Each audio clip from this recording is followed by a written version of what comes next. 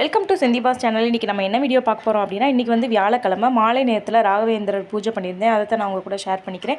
இன்றைக்கி காலையில் ராகவேந்திரர் கோவிலுக்கு போயிருந்தேன். அங்கே வந்து நான் ஒரு சாமி ஃபோட்டோ ஒன்று வாங்கியிருந்தேன். ராகவேந்திரர் ஃபோட்டோ ரொம்பவே சூப்பராக இருந்துச்சு. எனக்கு ரொம்ப பிடிச்சிருந்துச்சி. அதோட நான் வாங்கிட்டு வந்துட்டேன். இதோட ரேட் பார்த்திங்கன்னா 50 ரூபா சொன்னாங்க. வாங்கிட்டு வந்தாச்சு. அதுக்கப்புறம் வந்து ஒரு சந்தன கட்டி ஒன்று வாங்கியிருந்தேன். அந்த சந்தன கட்டி வந்து 10 ரூபா சொன்னாங்க. அதுக்கப்புறம் வந்து செந்தூரம் ஒரு கட்டி வாங்கினேன்.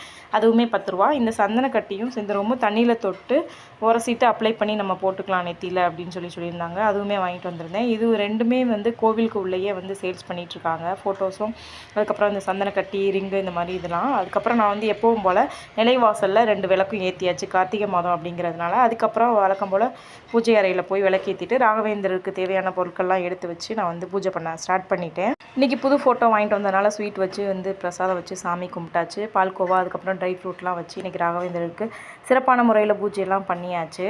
இந்த ராகவேந்திரர் கோவில் எங்கே இருக்குது அப்படின்னா, மதுரையில் பேச்சியம்மன் படித்துறைன்னு சொல்லுவாங்க. இங்கே ஒரு பேச்சியம்மன் கோவிலுமே இருக்குது. அதுக்கு அடுத்த தெருவில் தான் இந்த வந்து ஸ்ரீ குரு சுவாமி ராகவேந்திராவுடைய பிருந்தாவனம் இருக்குது. இது மிருத்திகை பிருந்தாவனம். இது ரொம்ப பழமையான ஒரு கோவிலுமே கூட. ரொம்ப ஒரு நல்ல ஒரு பாசிட்டிவ் வைப்ரேஷனாக, நல்ல ஒரு குளுமையாக, அந்த காலத்து பில்டிங்கில் நல்லா சூப்பராக இருக்குது கோவில். ராகவேந்திரர் வந்து மதுரையில் இருந்தப்போ இங்கே இந்த கோவிலில் வந்து தங்கி இருந்துட்டு போனதாகவுமே சொல்கிறாங்க.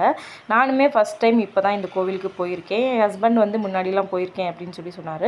அவர் தான் இந்த தகவலையுமே சொன்னார். ராகவேந்திரா வந்து தங்கி இருந்துட்டு போன இடம் அப்படின்னு சொல்லிட்டு ரொம்பவே ஒரு பாசிட்டிவ் வைப்ரேஷன் நிறைந்த ஒரு இடமாவே இருந்துச்சு.